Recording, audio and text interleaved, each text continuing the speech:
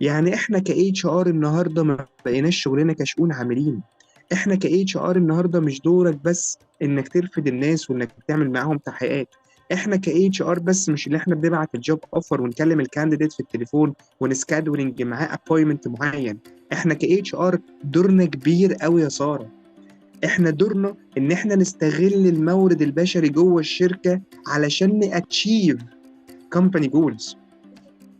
انت دورك مم. من النهارده از اتش ار ممبر، انت دورك ما بقاش ان انت تجازي ولا تقبضي ولا تحاسبي، لا، انت دورك اكبر من كده بكتير. لذلك دايما بنقول في كورساتنا يا ساره ان الناس مش فاهمه ايه هو الرول بتاع الاتش ار. احنا دورنا كبير جدا جدا جدا. انت النهارده وجودك في الشركه، انت ما بتدخلش فلوس، بس انت وجودك في الشركه انك تستغل العنصر البشري استغلال صح علشان توصل للكومباني جول. الحاجات اللي كل اللي فات ده حلو جدا، بس تعالي نتخيل سوا لو انا وانت ما عندناش الكونسبت بتاع المانجمنت. الحاجات اللي احنا قلناها عبارة عن اهداف كتيرة جدا واحنا عايزين نحققها، مم. فاحنا محتاجين نمانج our goals. ركزي، احنا محتاجين ندير الاهداف الصغيرة والكبيرة اللي انا وانتي هنعملها سوا علشان نبقى مليونيرز. محتاجين نمانج our goals لينا. فبتطلع حاجة جديدة جدا اسمها المانجمنت. يعني ايه إدارة أصلا؟ إدارة هي احنا عندنا موارد كتير، عندنا مورد مالي وعندنا اللوكيشن وعندنا البيبول وعندنا حاجات كتير قوي محتاجين ان احنا نديرها، صح؟ مم. الإدارة تعرفها صح. ان احنا ندير الحاجات دي كلها، نستغل الموارد بتاعنا الاستغلال الأمثل. ليه يا عم؟ علشان نوصل لأهداف المنظمة. اه، فهمت. حلو؟ حلو. يبقى هي دي بروسيس هتشتغل علشان نوصل للأهداف. بس ركزي في الجملة اللي أقولها لك دي، لأن دي شعراية مهمة أوي لازم نعرف. ماشي. المانجمنت از مانجمنت بتشتغل على الأول سورسز، بتشتغل على جميع الموارد، بتستغل الموارد كلها الاستغلال الأمثل علشان تحقق أهداف المنظمة.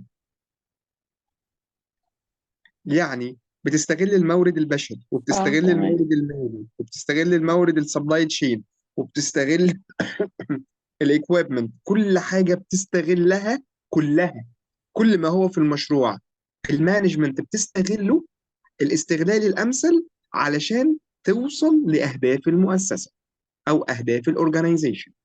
عمليه تستغل الموارد المتاحه مم. الاستغلال الامثل علشان توصل للكومباني جول او انها تاتشيف الجول بتاعه الشركه. طيب دلوقتي انت يا اداره حضرتك هتعملي بعض العمليات علشان توصلي لأهدافي، صح كده؟ فبنسأل الإدارة بنقول لها يا إدارة صح. إيه هي العمليات بتاعتك علشان تحققي لي أنا الأوبجيكتيف أو الجولز بتاعتي أنا وسارة. فهي هترد علينا وتقول لنا أول حاجة هعمل لكم حاجة بسميها التخطيط. تمام. هنخطط سوا ونحط الجولز بتاعتنا علشان نعرف إحنا رايحين فين. لان اي بلان في الدنيا هو بيدرس انا فين ورايح فين، انا موجود دلوقتي تمام. فين ورايح فين وهروح ازاي. فالبلان هي عملية تخطيطية هنخطط سوا انا وانتي علشان نشوف هل تخطيطنا ده او هل الاهداف اللي انا وانتي رسمناها هتوصل وهتاتشيف وهتجيب لنا فلوس ولا لا. حلو. حلو. والإدارة بترد علينا برضو بتقول لك ده أنا كمان مش هأسس معاكم الجولز وبس، ده أنا كمان هطور ليكم كل الرولز اللي أنتوا عايزين تحطوها للشركة بتاعتكم أو للبروجكت بتاعتكم، وإزاي الرولز دي نطبقها صح، اللي هي البروسيجرز. مم. وأي بلان في الدنيا، أي بلان في الدنيا بتبدأ تتطور مع الوقت. أنا فور إكزامبل جينا عملنا الجام ده، لقينا ان في حاجه نزلت ترند جديده ما كانتش محطوطه في البلان، فرحنا عاملين ديفلوب البلان بتاعتنا علشان نبدأ دايما متطورين. ودي هتدينا معلومة حلوة قوي قوي، ان إيه. الانسان اللي بيطور من نفسه دايما مش عطلان يا سارة. فهمت. طول ما انت بتطوري من نفسك، عمرك ما هيبقى عليك تراب.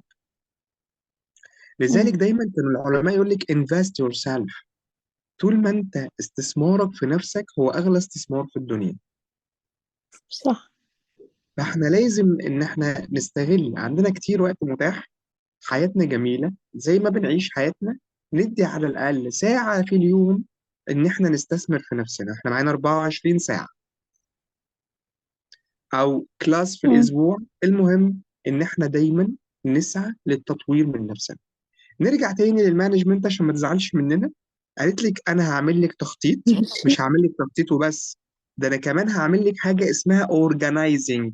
لو تفتكري اللي انت قلتها لي الصبح، ان انا هنظم لكم الافكار والاهداف دي، وهبدا احط كل واحد في مكانه، هديله التاسكات بتاعته، كل حاجه هتبقى ماشيه. هنرسم الادارات مع بعض، هنديليجيت الاثوريتيز، هنديليجيت الايه السلطه، وهنبدا نعمل التشانلز اوف اثوريتيز اللي هي لاين اوف كوميونيكيشن. ليه ده كله؟ علشان يكون في تنسيق للورك. مش كده وبس، كمان الإدارة هتساعدنا إنها تعمل حاجة اسمها ستافنج. إيه الستافنج؟ هتبدأ تعين الناس، هتبدأ تحدد ليكي إيه هو التايب أوف بيبل should be hired اللي إحنا محتاجين نعينه. هتبدأ مم. تعمل الريكروتمنت بروسيس كلها، هتختار لك الناس، هتحط لك الستاندر بتاع البرفورمانس، هتساعدك إنها تقبض الناس. ده مش كده وبس، دي طلعت الإدارة حوار كبير جدا. ده هتشتغل معانا على حتة الليدنج، هتعلمنا ازاي ندير اللي تحتينا، ازاي نموتيفيت فيهم علشان الكيرف بتاعهم ما يقلش. أيوة. والأهم عندها الإدارة إنها تعمل لك كنترول، علشان تكنترول أو تكمبير بين الأكشوال بيرفورمانس وبالستاندر. هعتبر بقى يا سارة اللي أنا قلته ده كله أنت مش فاهماه، ونحكي حكاية بسيطة سامبل كده، نعرف نفهم الإدارة بتقول لنا إيه. الإدارة يا ماشي. سارة هي عملية من البروسيس، عمليات بيشتغلوا مع بعض علشان يحققوا أهداف الشركة. البروسيس دي بتشتغل في جميع الإدارات. فور اكزامبل، البروسيس دي بتشتغل في إدارة الماركتينج. فور اكزامبل، البروسيس دي بتشتغل في الفاينانس، بتشتغل في السبلاي تشين. انت علشان تكوني إدارة صح، أي حد محتاج إنه يدير البشر لازم، أو يعمل مشروع، لازم إن مشروعه يكون من 5 حاجات. لازم إنه يعرف يخطط صح، فيرسم أهدافه صح، مم. ويحط الرول والقواعد بتاعته صح، وإنه دايما وهو في الماركت يقعد يديفلوب. لو البلان بتاعته ادمت ونزلت حاجات ترند، طول ما انت في الماركت ومتابعة السوق، عمر ما شركتك هتبقى قديمة، بل بالعكس هتفضل دايما في ازدهار. ناخد فور اكزامبل نوكيا. أول ما طلع التليفون التاتش، هم ما اعترفوش بيه، وقعدوا يشتغلوا على الموبايل اللي هو كان بزراير لحد ما الشركة ماتت. من ضمن صح. الشركات اللي ماتت ال HTC. فاكرة الموبايل ال HTC؟ نزل فترة، عمل ترند، ما كانوش عاملين استراتيجي صح، فاترمى مع الوقت. مم. فدايما علشان أي شركة تنجح لازم تبلان صح، وتورجنايز اور اوبجكتيف. لازما تنظم أهدافك، لازما تلعب على حتة البايورتيز، مين قبل مين، ايه المهم الاول وبعديه نبدا نكرر. لازم فعلا تبدا تنظم او توضح للناس هم هيعملوا ايه بالظبط. لازم تجيليجيت الاثوريتيز، لازم ان انت تدي لكل واحد سلطته جوه الشركه. ليه؟ علشان ان احنا لما بنيجي نوزع الاثوريتيز، ده بيساعدني ان انا خلاص عارف مين هيشتري، يروح يشتري المعدات بتاعتنا، مين اللي هيروح يأجر المكان، مين اللي هيتعاقد، مين اللي هيبقى مسؤول. فطول ما احنا بنوزع التاسكز علينا، هيبقى في تنظيم، بدل ما واحد يقوم بحاجات كتير قوي تسقط منه. ده في الاخر انت هتحسي بالكوردينيتنج، يعني تنسيق في الشغل، ان كل واحد عارف بيعمل ايه بالظبط. وكمان الإدارة بتساعدنا إنها تبدأ توظف الناس اللي إحنا لسه من شوية كنا بنورجنايز ليهم الموضوع. حلو. حلو. وطالما جبنا ناس محتاجين إن إحنا نديرهم، فهي بتساعدنا في حتة إن إحنا ندير الناس دي. والأهم من الإدارة، سوري، القيادة، إنك تعرف تكنترول صح. لازم أن تكنترول للبروجكت بتاعك وتقارن الفعلي اللي انت اشتغلت بيه واللي كان المتوقع.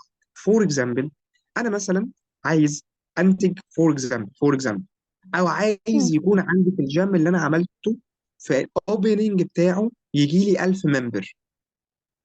جيت عملت الاوبننج يا ساره، جالي 500 ممبر. يبقى الاكشوال بيرفورمانس الفعلي، اللي هو الاداء الفعلي اللي كان مطلوب او اللي احنا جالنا اللي هم ال 500، والمتوقع كان 1000. فده بيساعد دايما نعمل ايه؟ ان احنا نرجع نبص على البلان تاني. ممكن يكون بصينا للسوق غلط، يمكن اسعارنا غاليه، فدايما بنديفلوب في البلان، بنطور في البلان. انت عايز تقول لي بقى ايه يا طارق في القصه الطويله قوي اللي انت عايشتها لنا دي؟ ده ايه علاقته بالاتش ار؟ عايز اقول لك ان الاتش ار جاي من حته الاستافنج دي. ركزي كده في الاستافنج. من حتة ايه؟ حته الاستافنج مم. اللي هي رقم 3، ركزي فيها كده يا ساره. هتلاقي ان حته الاستافنج دي بتقوم بشغل الاتش ار. بتختار الناس، بتعينهم، اه. بتوظفهم، بتشوف تقييماتهم، بتقبضهم. فلو بصيتي ده هتلاقي ان ال HR هو فرع من فروع الإدارة ككل. ليه بقى؟ لأن لو جينا نبص على ال HR as a HR هو دوره إنه يركز على العنصر البشري. بنسميه is the best utilization of human resources to achieve company goal. يعني ايه يا سارة؟ يعني احنا ك HR النهارده ما بقيناش شغلنا كشؤون عاملين. احنا ك HR النهارده مش دورك بس انك ترفد الناس وانك تعمل معاهم تحقيقات. احنا ك HR بس مش اللي احنا بنبعت الجوب اوفر ونكلم الكانديديت في التليفون ونسكادولينج معاه ابوينتمنت معين. احنا ك HR دورنا كبير قوي يا سارة. احنا دورنا ان احنا نستغل المورد البشري جوه الشركه علشان ناتشيف كومباني جولز.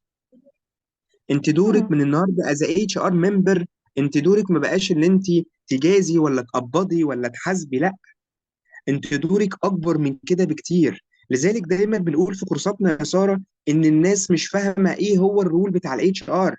احنا دورنا كبير جدا جدا جدا. انت النهارده وجودك في الشركه، انت ما بتدخلش فلوس، بس انت وجودك في الشركه انك تستغل العنصر البشري استغلال صح علشان توصل للكومباني جول. فاهمة اه. الاتش ار دوره انه ذا بيست يوتيلايزيشن، اللي هو يستغل الهيومن كابيتال جوه الشركه استغلال امثل يا ساره. تعرفي ليه؟ ايه؟ علشان يوصل لهدف الشركه. يبقى تخيلي يا ساره، علشان اديك التعريف بس بتاع الاتش ار. بص احنا مشينا كام مرحلة. مم. احنا كنا ممكن نقوله من بدري. ايوه. هي دي الأمانة بقى احنا عندنا يا سارة، ان احنا لازم نعرفك العلم ده جه منين وتتعلميه صح وتفهمي قد ايه احنا حاجة مش قليلة. احنا حاجة كبيرة جدا as a HR team.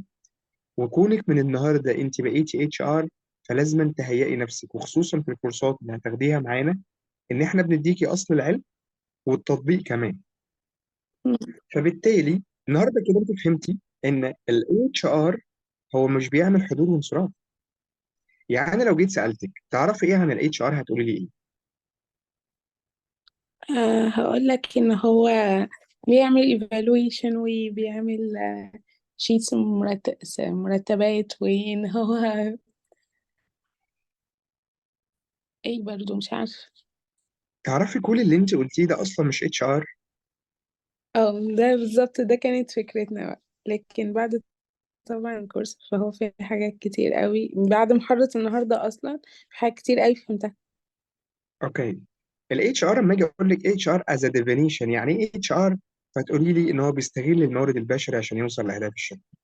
لكن لما اجي اقول لك مم. ايه هي وظائف الاتش ار، فدي اللي اسمها الاتش ار فانكشن اللي انت لسه قايلاها من شويه، اللي هي اه. مثلا بتاع شؤون العاملين، اللي هو بيسحب لكم البصمه، اللي هو خلاكي تمضي العقد بتاعك.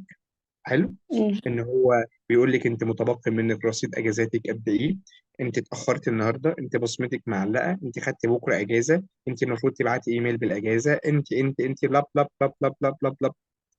حلو. اه حلو. ومش كده وبس، ده كمان الاتش ار بيشتغل على حته البيرول، ولازم نفرق ايه هو الفرق بين الاي ار والبيرسونال. البيرسونال دوره في الاتي: واحد، يسحب البصمه اول ما يجي الصبح. اتنين، يستلم من الناس اوراق تعيينهم. ثلاثة، يمضي الناس على نموذج سين واحد تأمينات.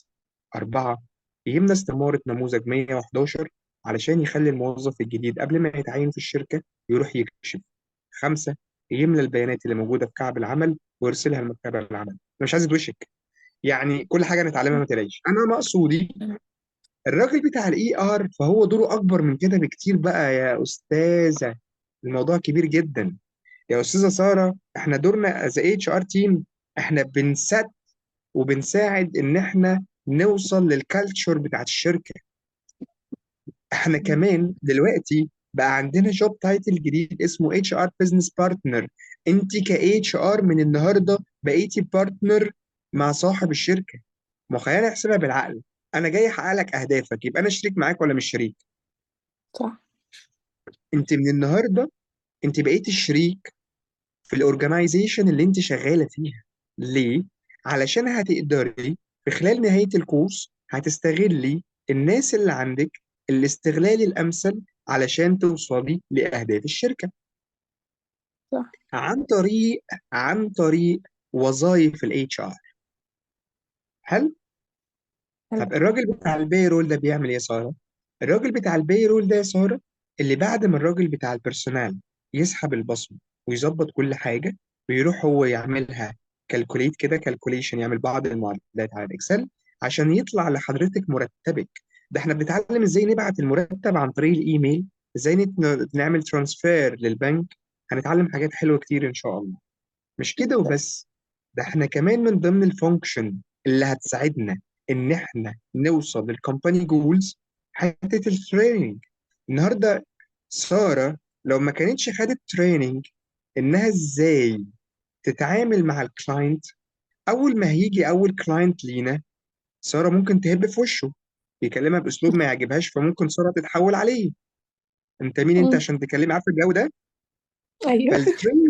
التريننج هو بيبني الشخصية، بيبني الكاركتر. لذلك في بعض الشركات يا سارة أما بيجوا يدوا تريننج بيدي بيفور أند أفتر. يعني إيه بيفور أند أفتر؟ بيديكي بيفور قبل ما تشتغلي. فور إكزامبل أنت نازلة كول سنتر في اتصالات، بيقعد معاكي شهر ولا شهر ونص يقعد يديكي تريننج، يقول لك إزاي تستخدمي الكولا، إزاي تعرفي بنفسك، إزاي لو عندك مشكلة. ده تريننج. واحنا بنستخدم، احنا قلنا التريننج نقدر نستخدمه بيفور اند افتر. افتر مم. افتر بيرفورمانس يا ساره، ان احنا بعد ما بنعمل تقييم الاداء، اذا كان تقييم بعد 3 شهور او تقييم سنوي، ونلاقي ان اداء ساره ضعيف، فبنبدا نعملها نديها تريننج. فكل الادارات بتاعت الاتش ار هنتعرض لها دلوقتي. فالحاجات يعني مثلا عندنا اداره زي اداره البرفورمانس مانجمنت.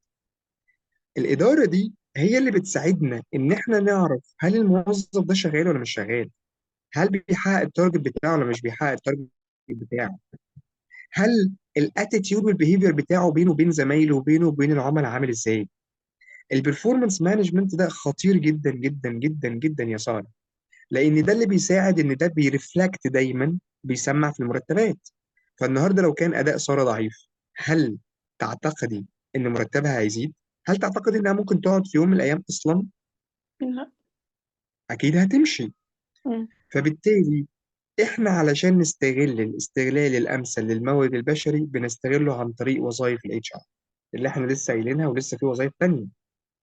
من ضمن وظائف الاتش ار حد اسمه استراتيجيك مانجمنت. يعني يكاد يكون ده بيساعدنا كتير قوي ان احنا نبني الاتش ار. بيساعدنا كتير قوي من سيشن نمبر 2 لما نيجي نفهم الاداره دي او السكشن ده.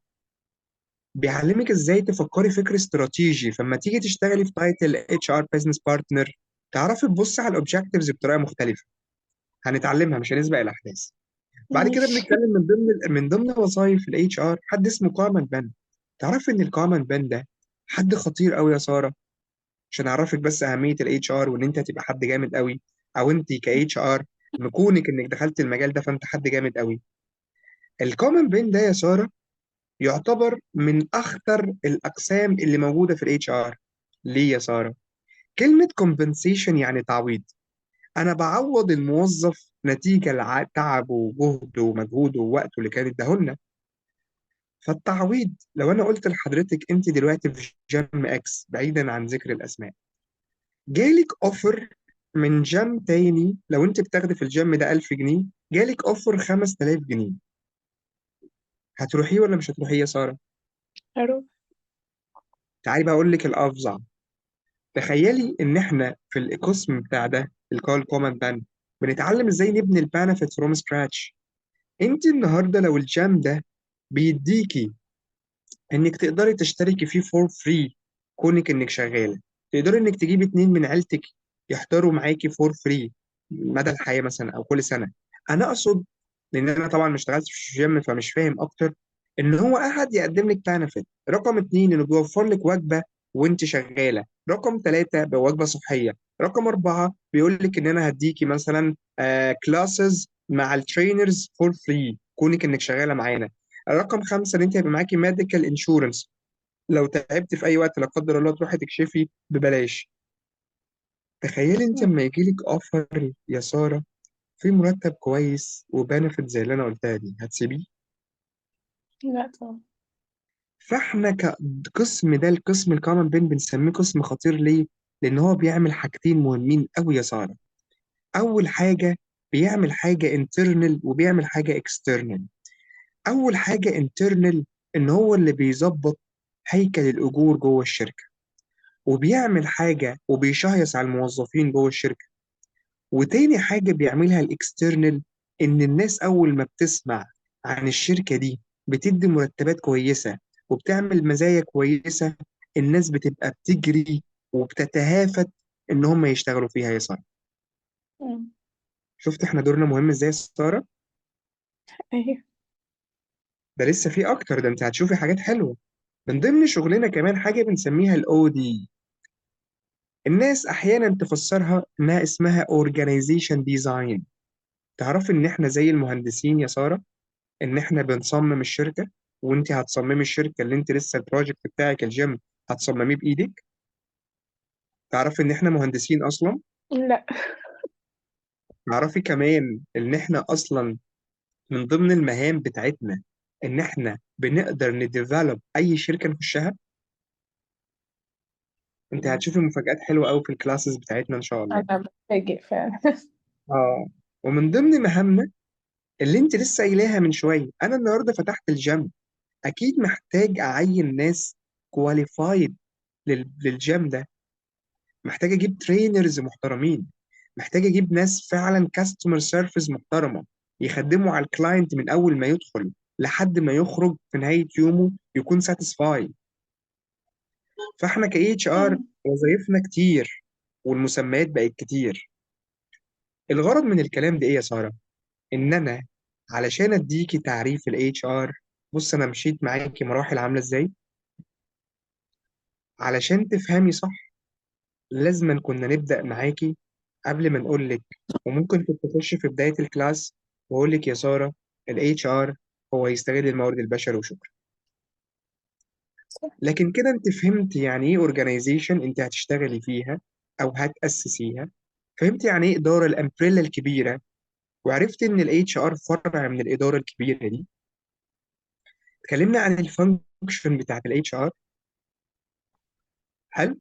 بصفة عامة طبعا، ان كل اه. كل كلاس هيبقى فيه واحدة فيهم هنتكلم فيها. لكن في حاجة مهمة قوي، تعرفي في الماركت اسمع كتير جدا ناس يقولي لك ما الناس مش قادرة تفرق بين الراجل بتاع الاتش ار والراجل بتاع التنمية البشرية. وكون ان انا من عشاق الاتش ار يا سارة، انا من الناس اللي دايما ببقى عارفة اللي هو ايه، دختي ما ينفعش تتكلم عليا كده يعني، ما ينفعش تفهمي مجالي غلط. لا، احنا في فرق شاسع بين التنمية البشرية وبين إدارة الموارد البشرية يا سارة. التنمية مم. البشرية يا سارة، التنمية البشرية هي بتنمي البشر، جاية من تعريفها. واتفرجي على قناتي على اليوتيوب، هتلاقيني انا عامل محاضرة كاملة لمدة حوالي 10 او 15 دقيقة بشرح الفرق بين التنمية البشرية وبين إدارة الموارد البشرية. خلاص، إدارة الموارد البشرية احنا عرفناها. أما التنمية البشرية فهي بتنمي القدرات بتاعة البشر، إذا كانت قدرات نفسية، قدرات عقلية، حاجات كده مش بتاعتنا. فاحنا ما ينفعش نكون اتش ار وحد يقول لك هو انت شغال اتش دي. لا، لازم تفهمي وتفرقي ان في فرق شاسع بين مدربين اللي بيدوا تنمية بشرية وبين الاتش ار اصلا. ليه؟ لان دلوقتي بقى المدربين بيحفظوا الماتيريال بتاعتنا بتوع التنمية البشرية ويجي يديها لك بدون خبرة. ففي فرق شاسع بين الراجل بتاع التنمية البشرية والراجل بتاع إدارة الموارد البشرية. لحد هنا يا سارة أنا عايز أقف، لأن اللي جاي ممتع، اللي جاي هو الأساس. هل اللي فات كله في عندك أي سؤال؟ لا فهمت يعني بشكل عام فهمت. هل في أي حاجة معطلانة فيها؟ لا لحد قولي دلوقتي براحتك. لا. لا لحد دلوقتي تمام. مبسوطة مننا يعني؟ اه. طب الحمد لله. تعالي نتكلم عن النهاردة يا طارق. أنا دخلت كارير الاتش ار، عايز أعرف أنا الرول بتاعي هيبقى إيه. ركزي عشان الموضوع ده مهم. بعد ما تتعلمي الكورس يا سارة، هيبقى عندك طريقين. لا إما هتشتغلي في الشركات ك HR operation، لا إما تخلصي الكورس ده وتشتغلي في الشركات الكونسلتنت از استشاري في الموارد البشرية. مم. حلو؟ طيب، ماشي. أنا النهاردة يا طارق هشتغل في شركة. أما هروح أشتغل في شركة، إيه هو دوري جوه الشركة؟ ركزي بقى. ال HR يا سارة بيشتغل ثلاث حاجات أو ثلاث أنواع. النوع الأول بنسميه HR specialist. النوع ده بيقوم بثلاث وظائف، من زيرو لثلاث وظائف في الاتش ار يا صاحبي. يبقى انت لما تشوفي اعلان وظيفه مكتوب فيه احنا محتاجين نهاير اتش ار سبيشالست، فلازم يوصل لك كده، يحصل في دماغك الارم اللي انت رايحه هتشتغلي ثلاث وظائف، والمعروفين اللي هو هتشتغلي بتاع شؤون عاملين وهتعيني مم. الناس وتقبضيهم، زي البنت وبتاع اللي شؤون عندكم، عاملين اللي هي ايه؟ البيرسونال، اه. زي البنت اللي عندكم في الجامعه. تمام. هل لا اما هتشتغلي اتش ار جنراليست، وكلمه جنراليست يعني ممارس عام، هتقومي بكل الوظائف اللي انا لسه قايلها كلها يا ساره. مم. لا اما هتشتغلي اتش ار بلس. كلمه اتش ار بلس دي يا ساره يعني اتش ار وجنبيها اسم الفانكشن، يعني هتشتغلي اتش ار ريكروتمنت، اتش ار بيرسونال، اتش ار كومن بن. هتتخصصي في مجال واحد. يبقى لا اما تكوني اتش ار متخصص في مجال واحد، لا اما تكوني اتش ار جنراليست تشتغلي كل المجالات او كل الادارات بتاعه الاتش ار، او تكوني اتش ار سبيشالست تتخصصي في ادارتين او ثلاث ادارات سنة، على حسب الاورجنايزيشن اللي انت فيها. طبعا أصعب حاجة الجنراليست. ايه؟ طبعا أصعب حاجة الجنراليست. بالعكس. بصي، فعلا. كل واحد ليه مميزات وعيوب. حلو. الراجل الجنراليست هو اكتر واحد بيبقى اتش ار مانجر في يوم من الايام. مم. الراجل الاتش ار بلس ده بيبقى اتش ار ريكروتمنت مانجر، بيبقى مانجر في التخصص بتاعه. الراجل الاتش ار سبيشالست اما بيوصل لدرجه مدير ما بيكونش اوير قوي زي الراجل بتاع الاتش ار جنرالست. هو هيبقى اتش ار مانجر بس مش هيبقى لامم جميع الادارات، هو بس كان مختص بثلاث ادارات بس. ايوه. فالاثنين الاولين هيكونوا اتش ار مانجر بدون تايتل جنبهم. حلو. اما الاتش ار زائد ده يبقى اتش ار مانجر في التخصص بتاعه زي ريكروتمنت مانجر، كومن بين مانجر. اه كان. فانت از اتش ار اوبريشن نزلت الشركه هتشتغلي من الثلاث حاجات دول. لا اما تشتغلي تتخصصي في مجال محدد من مجالات الاتش ار اللي هي فانكشن واحده من فانكشنز الاتش ار، لا اما تشتغلي اتش ار جنراليست وتشتغلي كل الوظائف، لا اما تتخصصي في ثلاث مجالات مع بعض. فاهم. والدايرك في الماركت ان انت لو اشتغلت اتش ار سبيشالست بتعملي الثلاث حاجات دول. طيب خلينا بقى نركز في الكلام اللي جاي ده. هل يا طارق الكلام اللي انت بتقوله ده قرآن؟ لا. يعني اللي انا بقوله لك ده الستاندرد اللي انا شفته از اتش ار مانجر. ممكن تروحي شركه تلاقي الاتش ار جنراليست عندكم بيشتغل بيرسونال بيسحب البصمه وبيقبض الناس بس ومسمينه تايتل اتش ار جنرال. ده غلط. كلمه جنرال يعني ممارس عام. المفروض طالما هيشتغل وظيفتين او قسمين في الاتش ار يبقى اسمه اتش ار سبيشالست. حلو. اما الاتش ار بلس ده معروف، هو متخصص في مجال واحد. انا اسمي اتش ار او دي مانجر، انا راجل اتش ار ريكروتمنت مانجر، انا اتش ار كومن بين مانجر، بنسميها اتش ار بلس. بس لازم شرط نعم. ان يكون هو دارس، بس شرط ان يكون دارس كل حاجة حتى لو هو سبيشالست في حاجة واحدة بس، صح الكورس كده؟ بقى اللي انت فيه ده بقى يا ساره علشان نخليكي تشتغلي جنرالست. تخيلي. امم. ايوه فهمت. اوكي. انا قصدي ان مفيش حد بيدرس حاجة معينة في الاتش ار، لازم هو بياخده كله على بعضه وبعد كده هو يختار يبدا يتخصص فيه. يتخصص صح كده. علشان كده ده اللي عملناه في شركه جي واي سي. احنا عملنا ايه في شركه جي واي سي؟ ما بصيناش على الماركت از بزنس. دلوقتي الناس كلها طالعين يلا روح خد دبلومه، يلا روح خد دبلومه، وفي الاخر بعد ما ياخد 136 ساعه بيخرج صباح الفل ولا فاكر ولا حافظ ولا فاهم، وبيروح يعمل انترفيو شكرا الا ما رحم ربي عشان اكون امين. فاحنا لما جينا مم. عملنا سيرفي للماركت قلنا لا، انت عشان تخش عندنا الشركه لازم تستارت بكورس اتش ار، كورس عادي 30 ل 40 ساعه، حاجه طبيعيه هتطبق بشكل عملي. واول ما هتخلص الكورس ده هتقدر تشتغل بيه على طول، تروح تقعد لك سنتين ثلاثه وتجينا نخصصك بقى. مم. فهمت القصه ماشيه ازاي؟ فاهم. بعد ما نخصصك اقعد لك سنتين ثلاثه وتعالى خد عندنا الدبلومه. لان احنا النهارده لو جينا ادينا لك الدبلومه دي،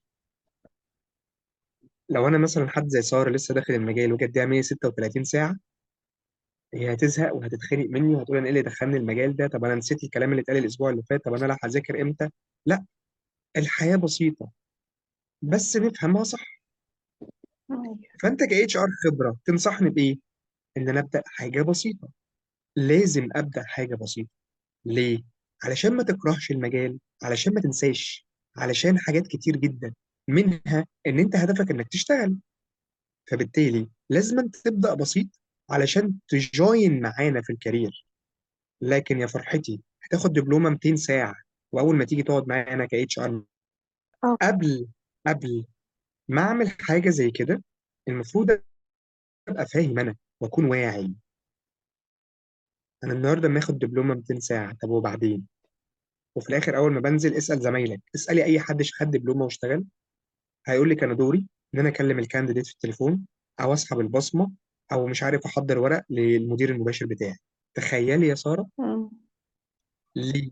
لان ده النورمال، ده النورمال، ده الطبيعي. النهارده البيبي ما بيقفش اول ما بيتولد، بتمشي معاه ستيب باي ستيب لحد ما يقف على رجله.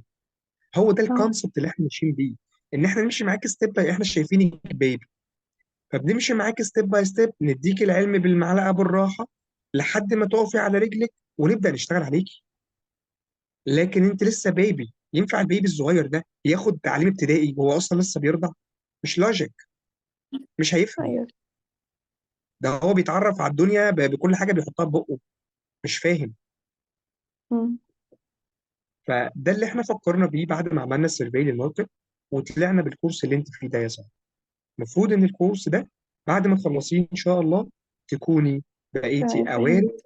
بالاول فانكشنز بتاعت الاتش ار. طب نخش للحته الثانيه، حته الكونسلتنت بقى. لو انت النهارده از كونسلتنت وحبيتي انك تشتغلي، عندك شركتين، لا اما تروحي في سمول بزنس لا اما لارج بزنس. في كلا الحالات برضو تبدأي واحدة واحدة، لأن أنا دلوقتي هقول لك إيه هو الجريدنج بتاع الاتش ار. لا إما بقى ربنا يكرمك وتكوني اتش ار مانجر في يوم من الأيام في أي تخصص من التخصصات، إذا كنت اتش ار سبيشالست أو اتش ار جنرال أو اتش ار متخصص في مجال معين أو في وظيفة من وظائف الاتش ار. ربنا يكرمك وتفتحي الأون بزنس بتاعك از اتش ار فريلانسر، از اتش ار كونسلتنت، از اتش ار ايا يكن. خلاص انت عندك خبره وابتديتي تعملي كونسلتنت للناس زي حالتي مثلا. مم. فاهمه؟ انا النهارده دلوقتي يا طارق عايز اعرف حاجه مهمه جدا. انا النهارده جيت خدت معاك الكورس ده، مش من المنطق ان الشركات صناعاتها مختلفه؟ يعني انا النهارده عايز اشتغل في جيم، هل اللي انت هتديهولي ده هيخليني اشتغل اتش ار في جيم؟ ولا انت اللي بتديهولي ده هتخليني اشتغل في مصنع؟ ولا الاتش ار ايه اصلا؟ يعني انا عايز افهم، هو الاتش ار ده اللي انا باخده ينفع اشتغل في مصنع او في مستشفى او في جيم او في شركه؟ رايك ايه يا ساره؟ هو كل مكان اكيد ليه الفانكشن بتاعته يعني، بس as a general انا المفروض اكون فاهمه، انت تديني البيزك. جميل، كمل. ما يعني لا حد ما عرفت اشرح لك. بص يا ساره، يعني. الاتش ار از اندستري، صناعه، بس مختلف شويه في ايه. شفت الوظائف اللي احنا قلناها كلها واللي هندرسها سوا؟ مم. هتعمليها في عياده، تعمليها في مستشفى، تعمليها في مطار. الوظائف ثابته يا ساره، لكن الامبلمنتيشن بتاعها هو المختلف. فور اكزامبل، انا النهارده محتاج اعين دكتور عشان انا اتش ار في مستشفى. اكيد طريقه تعييني للدكتور تختلف عن طريقه تعييني عامل في مصنع، لكن في كلا الحالات انا هعين ناس، في كلا الحالات انا هعين مدربين. فاهمه؟ اكيد. انا فوظائف هعين الاتش ار الدكتور على اساس ايه وانا ما بفهمش في الطب؟ او ايه؟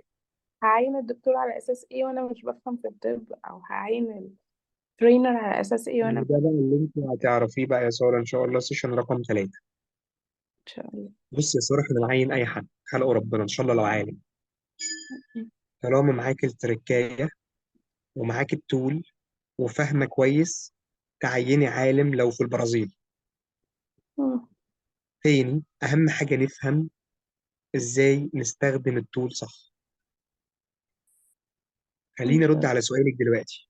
أنا النهاردة دلوقتي يا طارق شغالة في مستشفى، هعين إزاي؟ بسيطة جدا. مش إحنا بنعمل إعلان على فيسبوك أو على لينكد إن أو على واتساب أو على أي بلاتفورم إن إحنا محتاجين نعين مهندس؟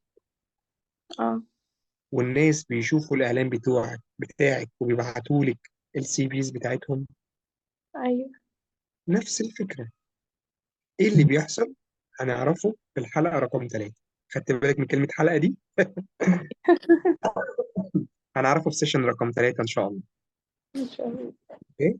لكن اللي انا عايز اطلعه من السلايد ده ان الفانكشن، اول فانكشن في الاتش ار ثابتين في اي شركه، في اي مصنع، في اي حته، هم ثابتين. لكن الامبلمنتيشن بتاعتها، يعني بص خليني اجيبها لك ببساطه. طرق تنفيذ الريكروتمنت واحده، لكن بتختلف على حسب الصناعه، وده هنعرفه. خلينا ما نسبقش الاحداث. خليني اعرفهولك في سيشن رقم 3. هيدخلوا في بعض دلوقتي. الايه؟ عشان المعلومات دلوقتي هيدخلوا في بعض. عشان ما تتلخبطيش. الصورة دي مهمة جدا جدا جدا جدا جدا جدا يا صاحبي. ال HR is a difficult role، وده اللي انت شفتيه مع ال HR اللي موجود عندك في الشركة اما ظلم البنت. مم. احنا دورنا حساس قوي يا سارة، ولازم انت تفهمي ان انت مش جيتي خدتي كورس وخلاص واشتغلت في ال HR. ال HR دوره حساس لان هو بيتعامل في حقوق الناس. ال HR دوره حساس لانه بيتعامل في حقوق الناس، وكله الا الحقوق، وهنسأل يوم القيامة عن الناس. ايوه. فبالتالي لازم نفهم صح علشان ما نظلمش حد، ونسعى أو نكون سبب في خراب بيت أي بني آدم، أو إن إحنا نعطل حلم أي بني آدم علشان إحنا فاهمين ال HR غلط. مم. فبالتالي كل معلومة هنقولها في الكورس يا سارة ركزي فيها كويس، لأن ال HR is a difficult role. أنت وسيط بين اتنين صعبين جدا، بين صاحب شركة عايز ياكل حق الموظف وعايز يمص دمه وعايزه يخليه يشتغل 100 ساعة ويديله مرتب قليل، وبين موظف بعقلية المصري مع أي عقلية في الدنيا بيدور إنه يشتغل عدد ساعات أقل وياخد فلوس كتير. شفت الزنقة اللي إحنا بنتحط فيها؟ مم. وتلاقيكي مضغوطة من صاحب الشركة، لا لازم تقيمي ولازم تعملي ولازم تتابعي وشوفي المديرين وحاسبيهم وي وي وي وي. وفي نفس ذات الوقت بتبقى مضغوطة من الموظف، أنا عايز زيادة، أنا مرتبي قليل، أنا. فأنت مم. لازم تبقي فاهمة الرول بتاعك، لأن أنت رولك مش سهل. مش اللي أنت خلاص بقيتي قاعدة في المكتب أنا خلاص بقيت HR، فأنا محدش يقدر يكلمني، أصل أنا وأنا صباح الفل. أنت دورك، خلي بالك، دايما بقولها للناس اللي شغالين معايا في الشركة، إن كل الشغل ربنا بيبقى باصص عليه. أي حد شغال في الماركتينج، شغال في السيلز، شغال، بس احنا عشان عندنا كريتيكال كيس شويه، احنا بنلعب في حقوق الناس، فاحنا متشافين قوي. احنا عند ربنا متشافين. ايوه. ظلمت حد هنسأل، طبعا. ظلمت حد هنسأل. لعبت في تقييم بني ادم هنسأل. قللت الدرجه الوظيفيه لبني ادم هنسأل. ربنا مش هيسيب حق بني ادم احنا استهنا بيه. ان احنا جينا في صف مدير علشان نظلم موظف هنسأل. ان احنا جينا في صف صاحب الشركه علشان نقطع عيش موظف واحنا ك HR مدركين وعارفين انه مظلوم هنسأل. فاحنا از الداخل احنا الرول بتاعنا صعب جدا. مش بان انا النهارده خلاص بقيت HR فانا مرتبي بقى كبير وانا بقيت مش عارف ايه وانا ما حدش يقدر يكلمني. لا، انت دورك حساس، لان انت بتتعامل وسيط بين طرفين، كل واحد ليه مطالب، وانت دورك انك تورجنايز النيدز بتاعت الاتنين علشان البيزنس يقوم. ما احنا هنحقق اهداف الشركه ازاي يا ساره من غير ما يبقى عندنا موظفين؟ صاحب الشركه ده يحقق اهدافه ازاي من غير ما يبقى عنده حد ينفذ الاحلام اللي هو بيحلم بيها؟ واللي بيجي ده بينفذ انه ينفذ احلام صاحب الشركه، ما هو برضو عنده احلام، عنده بيت وعنده اسره وعنده عيال، محتاج انه ينفذ لهم احلامهم. فتخيلي ان احنا دورنا ان احنا نبقى وسيط بين الاتنين دول، وكل واحد عنده نيد، وانت مطالبه ك HR انك تكفر النيد دي علشان نوصل للكمباني جولز. مم. فهمت دورنا عامل ازاي يا ساره؟ فاهم. فمهم قوي انك كنت تعرفي الرول بتاعك. طيب، انا النهارده عايز اعرف بقى يا طارق، ايه هو الكارير باث بتاعي اول ما بدخل كارير HR؟ انا ايه اللي هو الجوب تايتل بتاعي يعني؟ انت اول ما بتشتغلي في HR بيبقى الجريد بتاعك، الدرجه الوظيفيه، اسمه HR كوردينيتور او HR كليرك او اوفيسر. يعني ايه الكلام ده كله؟ دي مسميات. بيكون انت زيرو اكسبيرينس، من زيرو لسنتين بيسموكوا كده HR كوردينيتور، HR كليرك، HR اوفيسر. اللي انا هقول لك المسميات الوظيفيه دي، الحاجه اللي هكون واثق فيها انها بتختلف من سياسه شركه لسياسه شركه في تطبيق الترقيات بتاعه الاتش ار. حلو. حلو. فانت اول ما هتخلصي الكورس ده وتيجي تشتغل اتش ار يبقى اسمك ايه؟ الدرجه الوظيفيه انت لسه كوردينيتور، انت اتش ار الكوردينيشن. سبيشالست. اه بس كوردينيتور. في بعض الشباب في الاتش ار لما بييجوا يعينوا حد اتش ار يحط هو محتاجين اتش ار كوردينيتور.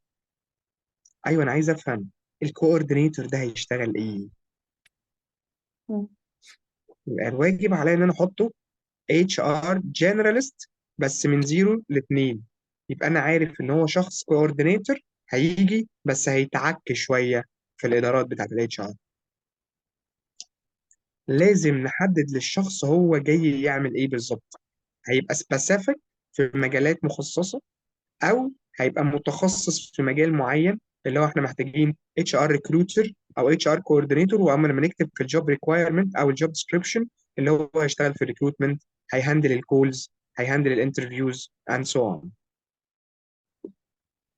تاني حاجه الجريد رقم 2، بنبدا نشتغل. اوكي.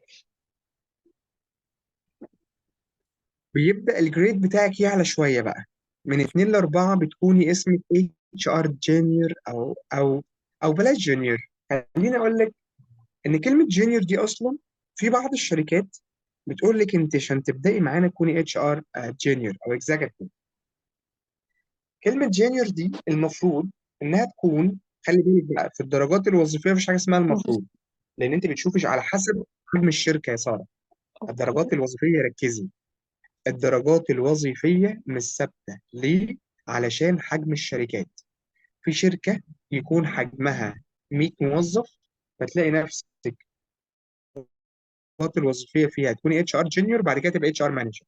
خش كده على لينكد ان هتلاقي في لينكد ان ناس اتش ار مانجر لشركه فيها 3 4 5 موظفين او 10 او 20 او 100 او 100، وهو توتال اكسبيرينس في الاتش ار مش معدي 3 4 سنين.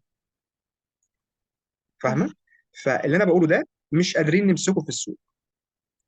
تمام. طيب بعد كده بنبقى نترقى شويه فاسمنا سينيور اتش ار سبيشالست. خلاص بقت سينيور. سينيور دي يعني انا المفروض من 4 ل 6، انا خبره من 4 ل 6. حلو. طب عايز اترقى شويه في الاتش ار اعمل ايه؟ ابقى سوبرفايزر او اتش ار سكشن هيد. طيب اترقينا شويه بقيت ايه؟ مبروك اتش ار مانجر. طب ده ممكن يكون في السمول بزنس، شركه من 100 ل 1000. سمول بزنس ممكن تطلع كده او اقل طبعا، او شركه مثلا من 100 ل 300 مثلا ممكن يكون فيها كده الدرجات الوظيفيه والترقيات في الاتش ار كده. لكن شركه فيها 5000 موظف تلاقي عشان تترقي في الاتش ار يقول لك كل 3 سنين انت اتش ار كوردينيتور، بعد كده يلاقيك يقول لك انت بقيت اسمك اتش ار كليرك. يا عم كليرك يعني لسه مبتدئ؟ لا احنا عندنا في شركتنا الموضوع مختلف. فاهمه؟ فعلى حسب سياسه الشركه في الترقيات الوظيفيه. اوكي. اوكي. اوكي. طيب انا وريتك اهو، بوريكي دلوقتي هيظهر عندك على الشاشه اللارج اورجانيزيشن. بص الشركه كبيره ايه ازاي، ده؟ كل ده تيم الاتش ار. حلو. مم. حلو. في فرق يا ساره بين الاتش ار مانجر والاتش ار دايركتور. الاتش ار مم. دايركتور بنسميه هو المانجر اوف مانجرز، اما الاتش ار مانجر هو بيدير الناس تحتيه فقط. اما الدايركتور هو بيدير مديرين. كلمة دايركتور يا سارة يعني بيدير مديرين، اما المدير بيدير موظفين. شفت الفرق بينهم؟ فهمت. طيب الاتش ار دايركتور بص كده في اللارج اورجانيزيشن عامل ازاي؟ هيومن مم. ريسورسز اورجانيزيشن شارت. انت هترسمي واحده زي كده ان شاء الله. بص عامله ايه؟ ازاي. ايوه هنرسمها. ان شاء ما الله. تقلقيش. ماشي، ان بس شاء انا تايهه الله. منك دلوقتي، انت في فين؟ في انهي واحده؟ انا اهو، انا وانت لسه واقفين عليها الصفحه اللي قدامك دي. ايوه اوكي، يعني احنا كنا فوق في اول حاجه دايركتور، بعد كده. اه اه دايركتور، بعد كده المانجر اللي هو بص هتلاقي مكتوب حاجه اسمها اسيستنت دايركتور. قربي كده بالزوم هتلاقي على الشمال كده حاجه اسمها اسيستنت دايركتور. اه تمام. حلو. بعد كده هتلاقي مش عارف حلو. ايه ادمنستريشن، اتش اه ار، مش عارف ايه مانجر. بعيدا بقى عن المسميات دي بقى، انا اقصد ان بصي لو لسه قايل لك من شويه ايه، يعني خش يمين شويه معلش. يعني بعد الادمنستريشن خش يمين. يمين هتلاقي اوكي. تريننج اتش ار سبورت، اه. صح؟ اه. خش يمين شويه هتلاقي توتال كومبنسيشن مانجر. خدت اه. بالك ان ده متخصص في مجال واحد، فبقى كومبنسيشن مانجر. فاهم حاجه؟ اه. لو دخلتي اليمين شويه خالص، اللي هي اول الصوره على اليمين خالص، يمين خالص، هتلاقي employee اي relation. ار. يمين خالص، يمين خالص، هتلاقي الاي ار امبلوي ريليشن مانجر. اه. فهمت القصه؟ انا عايز اقول لك ايه. بص بقى، المانجر تحتيه هيومن ريسورسز كوردينيتور. خلي بالك ممكن يكون الكوردينيتور ده، الاي ار ده، ممكن يكون خبرته من 5 ل6 7 سنين. ليه؟ لان هو بيريبورت المانجر في شركه كبيره. يبقى انت علشان تنسق للمدير الكبير، وبيفضل اسمه اقصد coordinator برضو حتى بقاله كذا سنة. اه على حسب الشركه عامله ازاي. ما انا مم. بقول لك بقى، النقطه اللي انا جاي لك فيها ان العلم بتاعنا مش قرآن. بمعنى ان انت طالما فهمتي كويس، مم. هتقدري تشكلي كل حاجة على مزاجك. طالما انت فاهمة، ركزي، طالما انت فاهمة يا سارة، اللي نفسك فيه هتشكليه ومش هيبقى غلط، هيبقى صح. اوكي. اوكي. طب ما نشوف السمول اورجانيزيشن بيبقى عامل ازاي. ادي السمول اورجانيزيشن هتظهر لك دلوقتي، مم. زغنطوطة خالص، 2 موظفين اتش ار رجعت وعليهم تاني. مدير. 2 موظفين اتش ار وعليهم مدير، مم.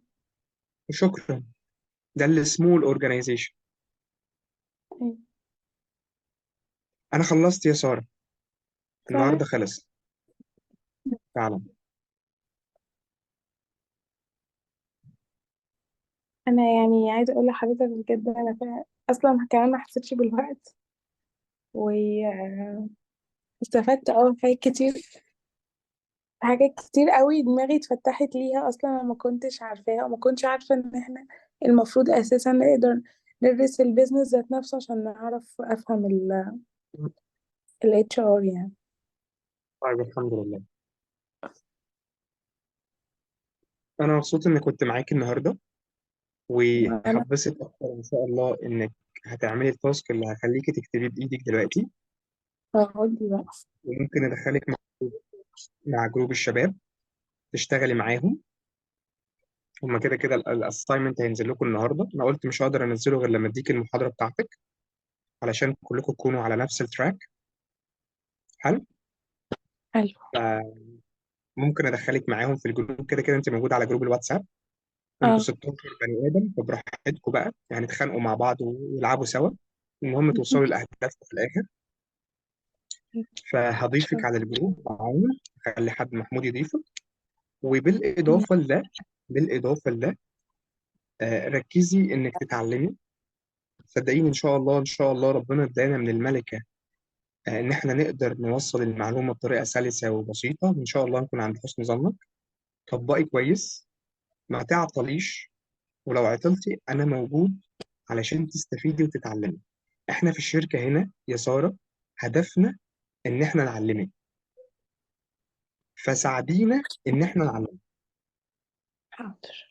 ايه المطلوب منك وايه المطلوب مني؟ المطلوب منك هقوله لك، والمطلوب مني انت تطلبيه مني. المطلوب منك ان كل سيشن تخلصيها تذاكريها، كل اساينمنت يطلب منك تعمليه، كل بروجكت يخلص تخلصيه. ماشي. والمطلوب مني انا ان انا ديليفر ليكي المعلومه بطريقه سلسه، واعمل لك ستوريز، واعمل لك جورن، هنعمل لك حاجات حلوه كتير قوي هتشوفيها، وهتتفرجي على فيديوز، وهخليك تقيمي حاجات، وهتشتغلي وهتبريزنت معلومات. ف... حلو أوي. فان شاء الله هنظبط الدنيا سوا، بس نحط ايدينا في ايدين بعض. بإذن الله. بأمر الله. هحاول اجيب اوف لاين بجد يعني.